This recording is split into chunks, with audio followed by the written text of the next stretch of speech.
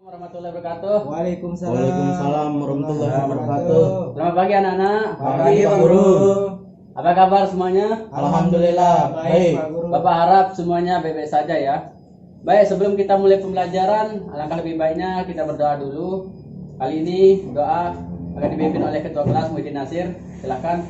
Baik, untuk memulai kegiatan pembelajaran kita hari ini, marilah kita berdoa menurut kepercayaan masing-masing. Berdoa dalam hati mulai. Baik, Pertemuan ini kita akan membahas tentang sistem pembagian kekuasaan negara Indonesia. Namun sebelum ke sana, kita harus pahami konsep dari kekuasaan itu sendiri atau pengertian dari kekuasaan itu sendiri. Anak-anak ada yang tahu enggak apa itu kekuasaan? tidak tahu Pak. Oke.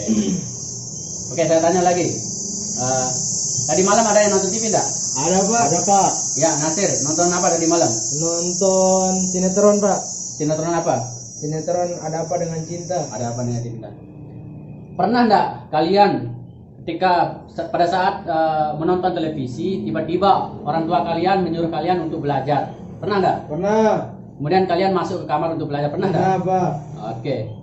Jadi dari cerita tadi itu, dari kenyataan tadi itu, pengalaman anak-anak sekalian tadi itu, apakah ada kaitannya sama materi tentang kekuasaan itu? Ada Pak. Ya, Nasir, apa? Orang tua menyuruh kita untuk belajar itu karena memang orang tua memiliki tanggung jawab dan memiliki kekuasaan terhadap kita. Yang lain ada? Siapa? Ya, Hendrik. Karena orang tua itu sebagai memegang kekuasaan di dalam rumah tangga. Ya, kalian luar biasa sekali. Benar apa yang kalian katakan tadi itu tentang kekuasaan. Oke, coba anak-anak lihat ini. Ini gambar apa? Bu, Bu. Ini guru. dari kedua gambar tersebut mana yang termasuk kekuasaan? Dua-duanya kekuasaan Pak. Kenapa?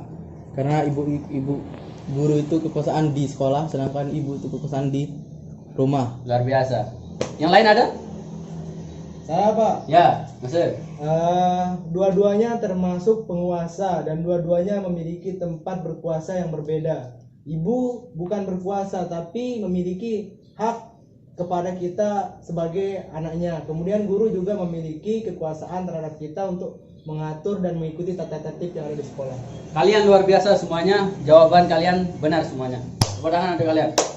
Jadi dapat kita katakan bahwa kekuasaan itu adalah kemampuan seseorang untuk mempengaruhi orang lain untuk melakukan tindak-tindakan yang diperintahkannya. Nah, seperti tadi contohnya, misalnya orang tua kita. Orang tua kita itu sebagai orang yang berkuasa di keluarga kita itu. Nah, ketika kita orang tua mengatakan A, maka kita harus mengikuti dia gitu. Ya, paham anak-anak? Paham Pak Guru. Baik, tadi kita sama-sama pahami tentang konsep dari kekuasaan itu. Sekarang kita lanjut ke materi tentang macam-macam kekuasaan negara. Ada yang tahu macam-macam kekuasaan negara? Ya, Henry. Ada 3. Pertama legislatif, eksekutif, dan yudikatif. Ya. Yang lain ada? Ya, Nasir. Melanjutkan sedikit. Ya. Kekuasaan eksekutif adalah kekuasaan untuk melaksanakan undang-undang. Legislatif membuat undang-undang, kemudian yudikatif adalah mengawasi. Kalian luar biasa sekali. Benar yang kalian katakan tadi itu. Jadi ada 3 macam-macam kekuasaan sendiri. Ini sesuai dengan pendapat dari Montesquieu itu sendiri. Ada 3 macam kekuasaan negara itu sendiri. Yang pertama apa anak tadi? Apa anak tadi? Legislatif. Eksekutif apa legislatif? Legislatif. Apa itu legislatif? Kekuasaan membentuk undang-undang. Ya, betul. Legislatif adalah kekuasaan yang membentuk undang-undang. Kemudian yang kedua adalah eksekutif, yaitu yang menjalankan undang-undang sendiri. Dan yang ketiga yudikatif, yaitu kekuasaan untuk mempertahankan undang-undang itu sendiri. Nah, di sini dari pendapat Montesquieu di sini berbeda dengan pendapat dari John Locke sendiri, menemukan 3 macam kekuasaan negara itu. Yang pertama legislatif. Legislatif itu yang membuat undang-undang sendiri. Dan yang kedua eksekutif, yaitu yang menjalankan undang-undang. Nah, tempat bedanya adalah yang ketiga ini, yaitu federatif. Nah, federatif ini yaitu yang melaksanakan hubungan antara luar negeri gitu. Nah, Itu tempat bedanya antara perbedaan menurut Montesquieu dan John Locke itu sendiri. Nah, tadi kita sudah sama-sama ketahui macam-macam dari kekuasaan negara itu sendiri. Sekarang kita lanjut ke konsep pembagian kekuasaan di Indonesia itu sendiri.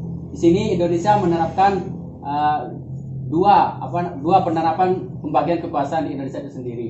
Yang pertama secara horizontal dan yang kedua secara vertikal. Secara horizontal yaitu pembagian kekuasaannya menurut fungsi lembaga-lembaga tertentu. Tadi sudah dijelaskan, ada legislatif, ada yudikatif, ada eksekutif. Nah, sekarang saya tanya ini. Contoh dari lembaga legislatif itu apa? Ayo, siapa yang tahu? Ya, Muhyiddin Nasir. DPR. Ya, betul, DPR. Tepuk tangan untuk temannya. Kemudian selanjutnya eksekutif. Contohnya siapa? Ayo. Yang lain selain Nasir. Henry, ayo. Eksekutif. Contoh lembaga eksekutif. Presiden, ya betul. Kemudian yudikatif, ada yang tahu yudikatif? Ya, Henry lagi. KY, apa lagi? Ya, Nasir. MA, apa lagi? MK.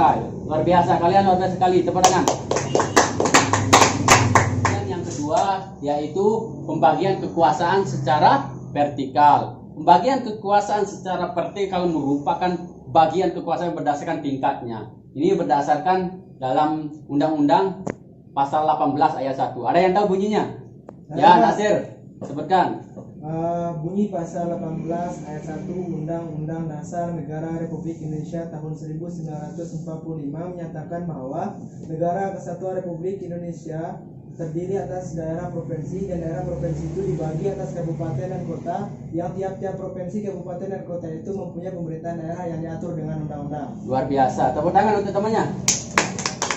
Sama pahami tentang pertama konsep kekuasaan itu, kedua macam-macam kekuasaan dan pembagian kekuasaan di Indonesia itu sendiri. Sekarang Bapak akan bagi kalian kelompok untuk mendiskusikan masalah macam-macam dari kekuasaan negara ini. Yang pertama Muhyiddin Nasir kelompok 1, Alpan Husnadian kelompok 2, Henry Rian Koswara kelompok 3. Nah, jadi yang lain silahkan. Eni, Cinta dan Badrul silakan masuk ke kelompok 1. Graham, Sani dan Lydia silakan masuk ke kelompok 2. Jani dan Jono sama Eli silakan masuk ke kelompok 3. Sini. Oke, Bapak akan mengevaluasi sejauh mana pemahaman kalian tadi tentang materi yang kita sudah sampaikan pada hari ini dari pertama sampai sekarang. Baik, silahkan adik-adik atau anak-anakku sekalian keluarkan satu lembar kertas. Sudah? Bapak Guru. Oke. Silahkan tulis soalnya ya. Yang pertama. Sudah semua? Yang pertama, jelaskan yang dimaksud dengan kekuasaan. Sudah? Belum. Yuk, cepat. Berapa? Yang kedua, sebutkan macam-macam kekuasaan menurut John Locke. Menurut siapa, Pak? Menurut John Locke. Oh, John Locke. Ya. Nah, soal yang terakhir. Jelaskan pembagian kekuasaan negara di Indonesia ini. Itu aja ya, silahkan kalian kerjakan, waktunya 10 menit dari sekarang. Baik anak-anak, terima kasih atas hari ini. Untuk minggu depan kita akan membahas tentang nilai-nilai Pancasila. Nah, jadi ada yang tahu nilai-nilai Pancasila itu apa saja? Yang pertama, Hendri.